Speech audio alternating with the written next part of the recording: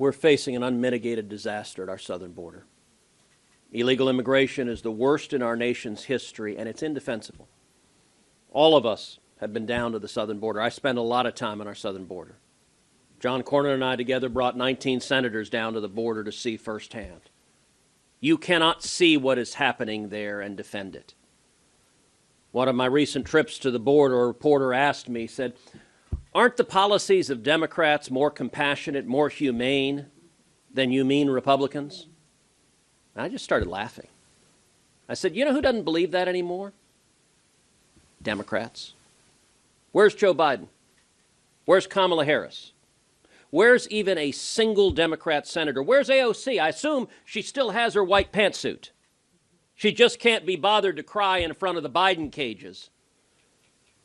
Because with Trump no longer in the White House, suddenly the suffering of those kids doesn't matter.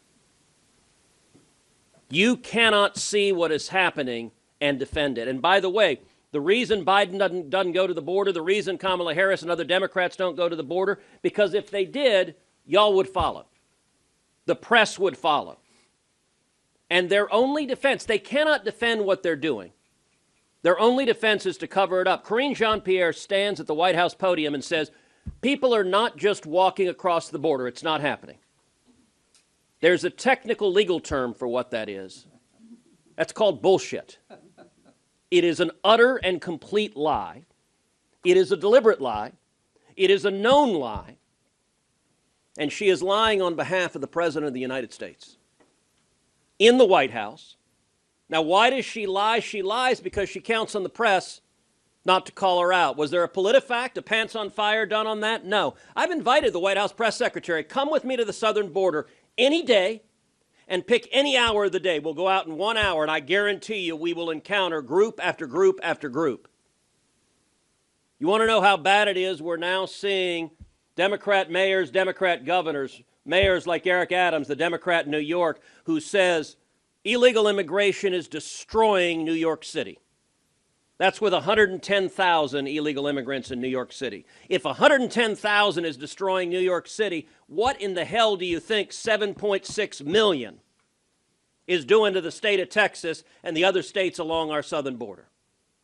Now, these Democrats who are saying this, they can't quite muster up the strength to put the blame where it lies, which is at the feet of Democrats who are doing this deliberately. Instead, Mayor Adams blames, quote, that madman down in Texas, by which he means Greg Abbott. I have to admit, I was kind of offended he wasn't referring to me. But he blames Greg Abbott for putting a few thousand illegal immigrants on buses and sending them to New York City. The person who caused this crisis, his name is Joseph Robinette Biden Jr.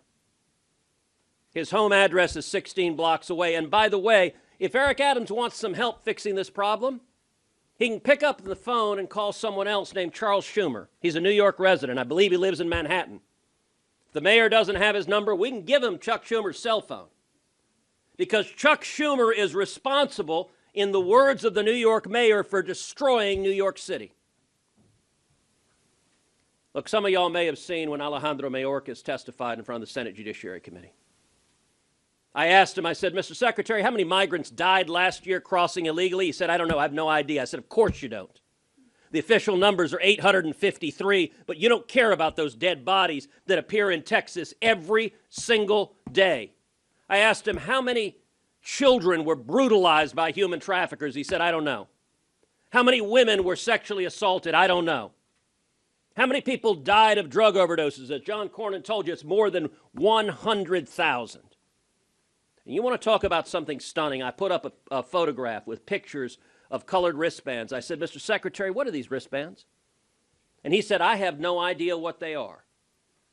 Now, look, any good lawyer will tell you, you don't ask a question you don't know the answer to. That was one answer that left me flabbergasted. Because just about every single illegal immigrant who crosses the border wears one of those wristbands. They're color-coded for how many thousands of dollars they owe the cartels. And if you stand on the banks of the Rio Grande River, you see hundreds or thousands of these wristbands. They're just like this. These are the wristbands picked up from the banks of the Rio Grande River. And the little boys, the teenagers who come in who owe thousands of dollars to the cartels, they're sent to every city in America. and they're working for the cartels to pay off those thousands of dollars. They're committing crimes in Washington, D.C., and New York, in every city in America. And if they don't pay off the cartels, their families will be murdered.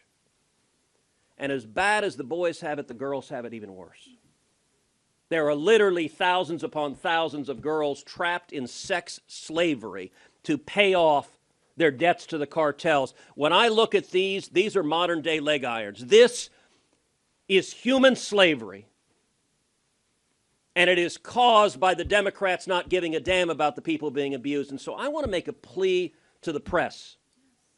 The reason the Democrats can do this, can look the other way, is because they're confident that the corporate media will not report on it, that they'll never have to answer questions about it. They'll never be confronted with the dead bodies, with the people being brutalized by these policies. So I want to make a plea to you. If you're not writing on it, if you're not running stories on it, if you're not telling what's happening, you are complicit in modern day slavery. This is indefensible.